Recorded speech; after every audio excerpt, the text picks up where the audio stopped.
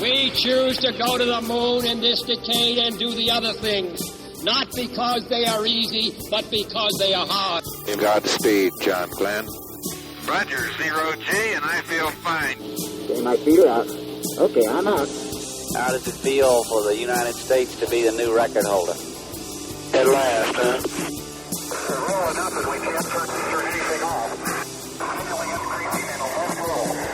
About 4 or 5 times more work than what we anticipated. And the pilot advisor is completely knocked over, nearly frozen over. When that baby lights, there's no doubt about it. Houston, Tranquility Base here. The Eagle has landed. Hello and welcome. This is Michael Annis, and you're listening to episode 86 of the Space Rocket History Podcast. And now, Gemini XII with Jim Lovell and Edwin Buzz Aldrin. You may recall from episode 76 the tragic deaths of the prime crew for Gemini IX, Elliot C. and Charles Bassett, whose plane crashed into one of the buildings at the McDonnell plant. The backup crew was Tom Stafford and Gene Cernan, and they were moved up to the new prime crew for the redesignated Gemini IX-A. Jim Lovell and Buzz Aldrin were moved from being the backup crew of Gemini X to the backup crew of Gemini IX-A. This move cleared the way through the crew rotation for Jim Lovell and Buzz Aldrin to become the prime crew of Gemini XII. The other tragic event, the deaths of Grissom, White, and Roger Chaffee in the fire of Apollo 1, helped determine the makeup of the first 7 Apollo crews, and who would be in position for a chance to be the first, or in this case, the second man to walk on the moon. But enough of the future. This is Gemini XII. You probably remember Jim Lovell from his Gemini VII mission, where he and Frank Borman rendezvoused with Gemini VI-A and spent 14 days in orbit of the Earth. Jim's biography was covered in episode 66, so let's move on to Edwin Buzz Aldrin's brief biography. Edwin Eugene Aldrin, Jr. was born on January 20th, 1930 in Montclair, New Jersey, to Edwin Eugene Aldrin, Sr. and Marion Moon Aldrin. His mother, Marion Moon, was the daughter of an Army chaplain. His father, Edwin Eugene Aldrin, Sr., was a colonel in the U.S. Air Force. The nickname Buzz originated in childhood. The younger of his 2 elder sisters mispronounced brother as Buzzer, and this was shortened to Buzz. Aldrin made it his legal first name in 1988. In 1947, Buzz graduated from Montclair High School in Montclair, New Jersey, and headed to West Point Military Academy in New York. He took well to the discipline and strict regimes and was the first in his class his freshman year. He graduated 3rd in his class in 1951 with a B.S. in mechanical engineering.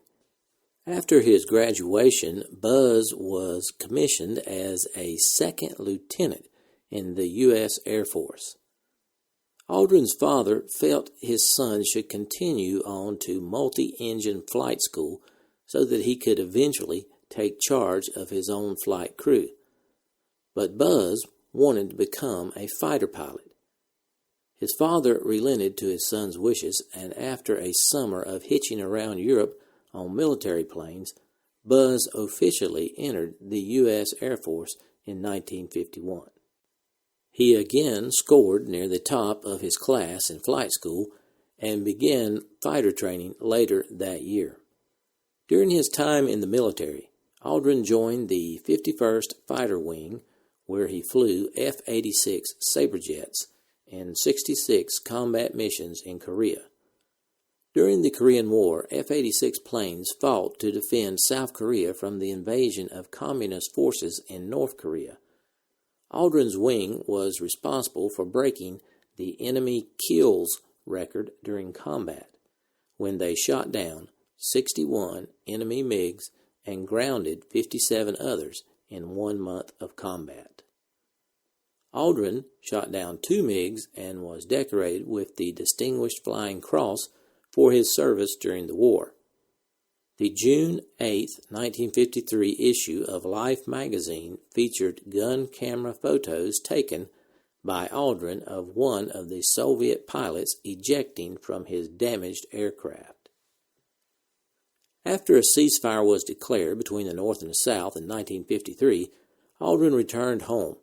He was assigned as an aerial gunnery instructor at Nellis Air Force Base in Nevada, and next was an aide to the Dean of Faculty at the U.S. Air Force Academy, which had recently begun operations in 1955. He flew F-100 Super Sabres as a flight commander at Bitburg Air Base, West Germany, in the 22nd Fighter Squadron.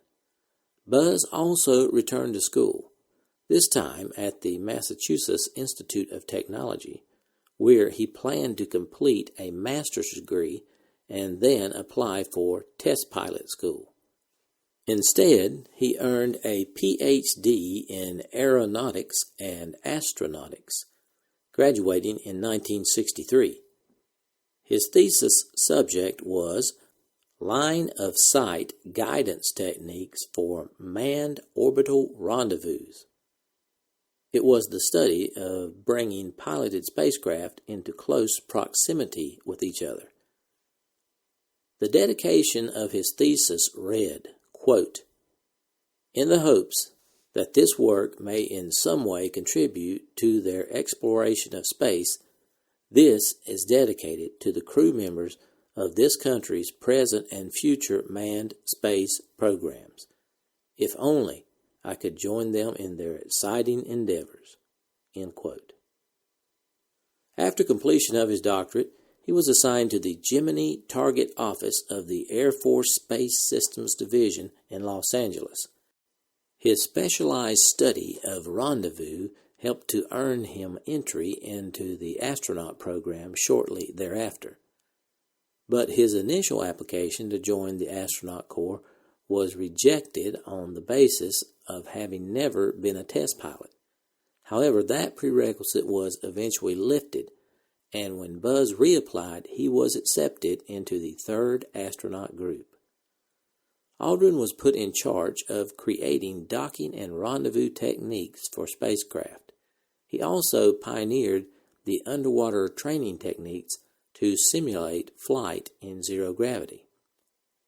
In 1966, when serving on the backup crew for Gemini IX-A, Aldrin used his Ph.D. studies to improvise an effective exercise for the spacecraft to rendezvous with a coordinate in space. Also in 1966, he was selected as pilot for the Gemini XII mission. With the biographies completed, we will begin Gemini XII shortly after the splashdown of Gemini XI. This was when NASA program officials began to concentrate on getting Gemini XII ready for flight. Astronaut Richard Gordon's troubles outside the Gemini 11 spacecraft greatly complicated pre-mission planning, as did the lack of specific goals. Jim Lovell complained that essentially Gemini 12 didn't have a mission. It was, by default, supposed to wind up the Gemini program and catch all those items that were not caught on previous flights. The only firm thing in the whole flight plan for a while was the Astronaut Maneuvering Unit, or AMU. But was the AMU firmly in the mission plan? After Gemini IX-A, Major General Ben Funk had begun to worry about the chances of ever flying the Air Force's AMU in the Gemini program. Gilruth assured him that it would be given every consideration because extravehicular activity was a primary objective for Gemini 12. When Collins had so little trouble on the Gemini 10 EVA, hopes that the unit would get its first chance to fly was revived again. But When Gordon suffered exhaustion and overheating, the EVA question was again as wide open as Gene Cernan had left it. Was there some mystery here that the Gemini engineers had not been able to unravel? No history of the Gemini program would be complete without a discussion of the Gemini Mission Review Board.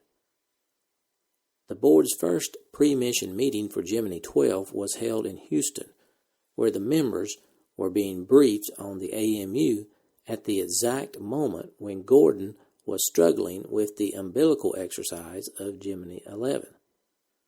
Although McDonnell had made all the spacecraft changes that Mike Collins had suggested, they did not seem to be making Gordon's task much easier.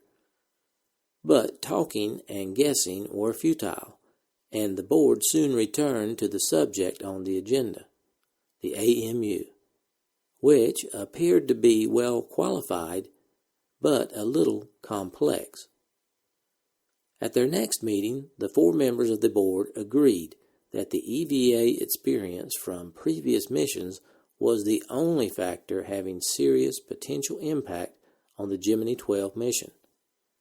Their first recommendation was to strike the AMU from Gemini 12, because the pilot's chance of getting into it and using it successfully seemed small, because the unit's potential value could not offset the risk involved in its use, and because the 120 minutes of EVA planned for the final mission should be devoted to a series of simple tasks that could be measured accurately in terms of workload.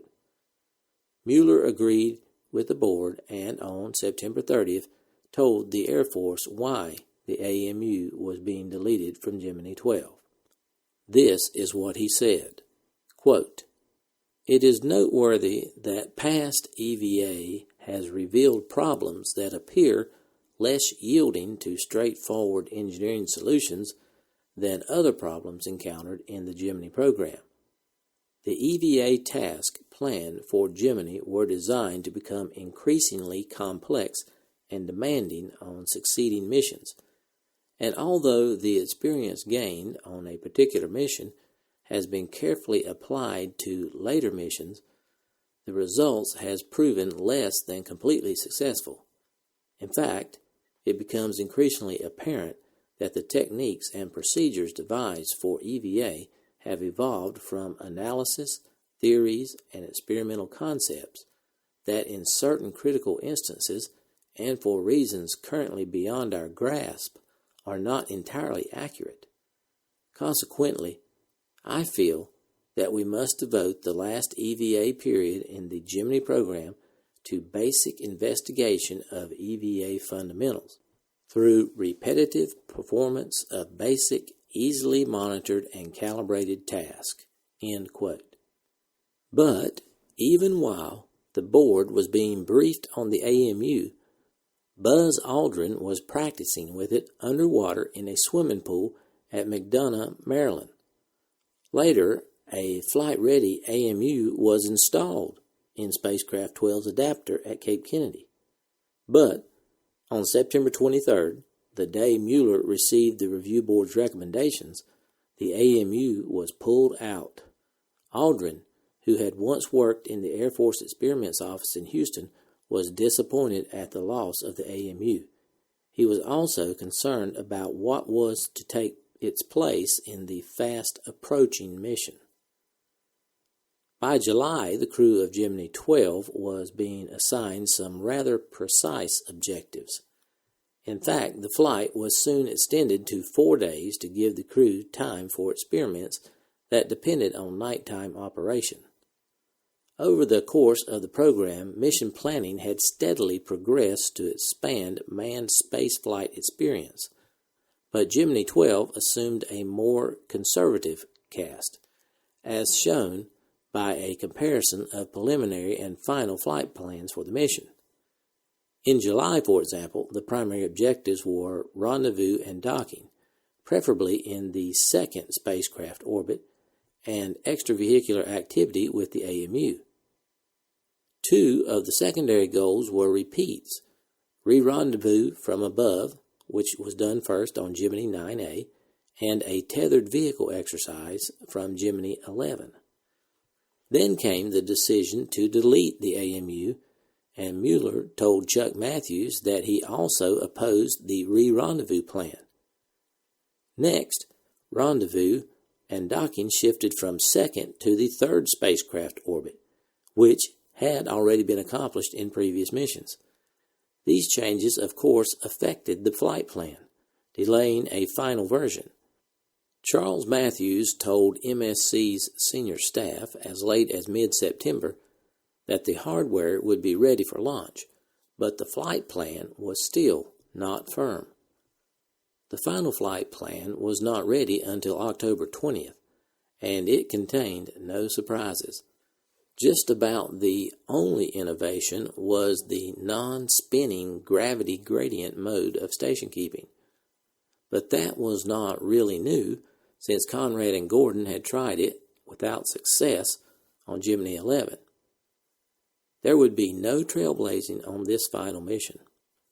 If, as Lovell said, essentially Gemini XII didn't have a mission, it did have a theme: to pierce the mystery of working in space. The strain of EVA experienced so severely by Cernan and Gordon not only clouded Gemini, but raised doubts for Apollo. The lack of understanding of the difficulty emerged as a pressing concern that did much to shape Gemini's final flight. To increase the chances for success on Gemini 12, NASA now arranged to study in a careful and systematic way the basic features of EVA. Training and restraints for EVA underwent significant changes. In prior training, the crews had used zero-G aircraft flights to get the feel of weightlessness and to devise techniques for working. But experience had shown that this kind of training was useful in a very limited way, mainly for practice in getting into or out of the spacecraft. Pilots had to move fast and brace themselves before the airplane finished the Keplerian trajectory with its high G pullout. In space, they found that everything had to be done slowly and deliberately, nor could the kind of fatigue that Cernan and Gordon had suffered in space be assessed in zero-G flights, because the delay between successive parabolas imposed a rest period. Almost a full day had to be spent in the aircraft to accumulate 15 minutes of weightlessness. But in mid-1966, underwater simulation had been advanced to meet these shortcomings. Moving in a viscous and buoyant fluid was very much like moving against the restraints of a pressurized suit in a weightless vacuum. Aldrin could thus get a more accurate sense of the time and physical effort required for a task. But he continued to train in the zero-G aircraft because it gave him the feel of weightlessness. On each of the last 3 missions, the pilots who went outside had complained that they needed more help in body positioning. Each spacecraft carried more restraints than the one before. The 9 restraints on Gemini IX-A had become 44 on Gemini 12. One helpful innovation was a waist tether that allowed the pilot to retrieve packages, turn wrenches with considerable torque, and attach the vehicle tether without undue stress. Other new features were handrails, handholds, and rings for hooking Aldrin's restraint belt to various places on the spacecraft and the target vehicle. At last, an EVA pilot had all the help he could need for performing a great variety of tasks, some of considerable complexity. After Gemini IX-A's MSC Crew Systems Division puzzled over Cernan's fatigue, Collins' success in Gemini X suggested that the order in which he did his extravehicular task might have made them easier. Collins had done a stand-up EVA and then closed the hatch and rested before leaving the spacecraft. After Gordon had to come in early on Gemini 11, the Gemini Project Office decided that Aldrin would begin a stand-up exercise and then go on to more strenuous activity. Although flight planning was the most difficult part of getting ready for the final Gemini mission, hardware could have been a monumental problem. Spares were becoming scarce. This danger had been foreseen and reasonable provisions made long before the scheduled launch date. But program officials could not help being jumpy, fearing that they would be unable to replace a part that had suddenly gone awry. When the Gemini IX-A Agena had fallen into the Atlantic Ocean, Gemini XII was threatened with a major hardware shortage, an Agena and an Atlas to launch it. Replacing the Agena was no real problem. Lockheed's first production model, 5001, used for developmental testing at the Cape, had already been sent back to the Sunnyvale plant for refurbishment. Now it was simply a matter of tailoring it to the Gemini XII mission. Finding a new Atlas was not so easy. General Dynamics did not keep a stockpile of Atlases on the assumption that someone would come along and buy them. The Gemini Project Office would have to find one that had been intended for some other program. Fortunately, when a lunar orbiter flight was delayed in May, it freed up an Atlas that the Gemini Project Office might acquire. And when Mueller approved the purchase of a replacement vehicle on June 1st, MSC was already negotiating for an Atlas at Vandenberg Air Force Base in California. But this was not the standard vehicle Gemini had been using. It was the first of a new series with some features that had never before been tested in flight. Langley Research Center, in charge of the orbiter payload, was persuaded to turn its Atlas over to Gemini in exchange for the one in California. Langley's Orbiter Atlas had only 9 variances from the Gemini version, and the trade eased the minds of the MSC program engineers.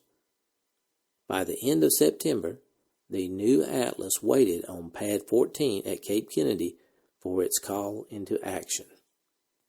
Now, with all the parts ready, we can begin the flight of Gemini 12. The official mission objectives for this flight were to perform rendezvous and docking with the Agena target vehicle, to conduct 3 EVAs, to conduct a tethered station-keeping exercise, to perform dock maneuvers using the Agena propulsion system to change orbit, and to demonstrate an automatic re-entry. There were also 14 scientific, medical, and technological experiments on board. As the launch day neared, spare parts became a problem. An autopilot and a gyroscope in the launch vehicle had to be replaced. Then, the replacements were themselves replaced. But finally, on Veterans Day, November 11, 1966, at 2:08 p.m., the substitute Atlas lifted the refurbished Agena from Pad 14 and lofted it into orbit just as planned. A few minutes earlier, over on Pad 19, the pressurized suited crew had shuffled up a ramp bearing signs on their back that read, "The" and "End." This bit of humor was more than symbolism, for when launch vehicle number 12 lifted off at 3:46 p.m., the Gemini preparations team faded into space rocket history. Here's the audio. We're just at this moment ready to pick up the countdown here at Cape Kennedy. We're now 2 minutes and 50 seconds and counting, Robert, and all is ready here on Launch Pad 19 as astronauts James Lovell and Edwin Aldrin wait inside their spacecraft on top of the 11-story Titan II rocket. The Agena target is now over the Gulf of Mexico. It's moving through space at 5 miles per second, and when it moves over the state of Florida, the Titan II rocket will be triggered to begin the last rendezvous flight in this Gemini program. The countdown now is 2 minutes and 23 seconds and still counting. Continue to monitor at 10, 9, 8, 7, 6, 5, 4, 3, 2, 1, 0.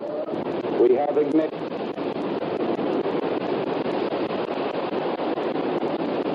The big Titan II rocket has been triggered, and astronauts James Lovell and Edwin Aldrin are on their way into space to conclude the Gemini project in the next 4 days. The liftoff was clean and beautiful as the silver rocket climbs into the Florida sky.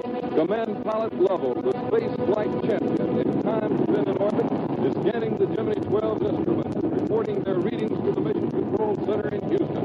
As you can hear, the rocket's roar is at its peak as the sound is swept across our NBC News Center by a breeze from the Atlantic Ocean. We might add that our microphone is not capable of picking up the fullness of this rocket's teeth-shattering roar, but we'll listen for a moment.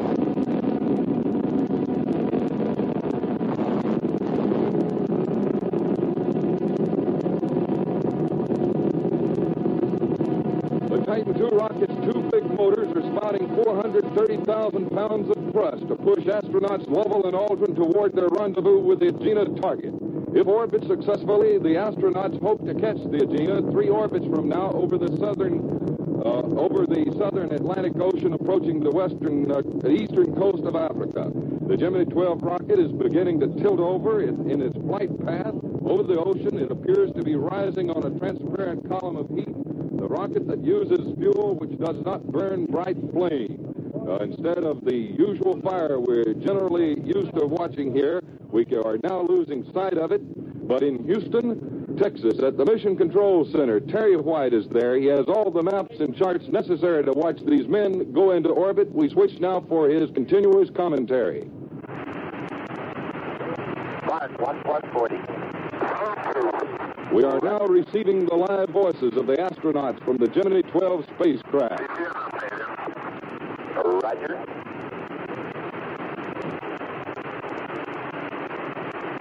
Flight Dynamics says all data looks good on the Gemini 12 launch.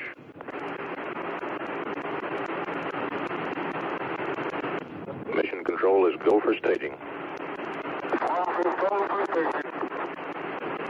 Roger, you're go for staging on the ground. Staging will occur at 2 plus 36.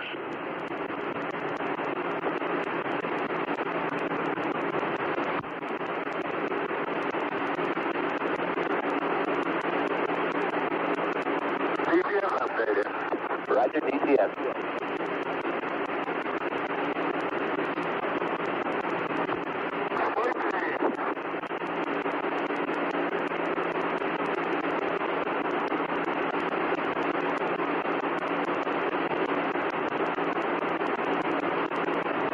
You are listening to transmissions from the spacecraft. Initial steering on the second stage of the Gemini launch vehicle looks good. Perfect staging. After the launch, Francis Carey, Martin's chief test conductor, and Colonel John Albert, chief of the Gemini Launch Vehicle Division, took justifiable pride in their 12 for 12 record. But they mourned the fact that the job had ended and the team would soon break up. The fact that it was over could not have been more vividly underlined when shortly after launch, the wreckers began hacking the launch stand into scrap iron. Gemini was the past, and Apollo was the future.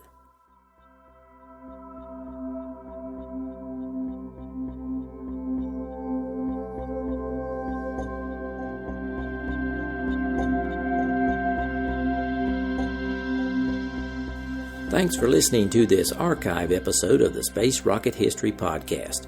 If you are financially able, please support the podcast by going to the homepage, spacerockethistory.com, and clicking on the orange Donate button or the Patreon link.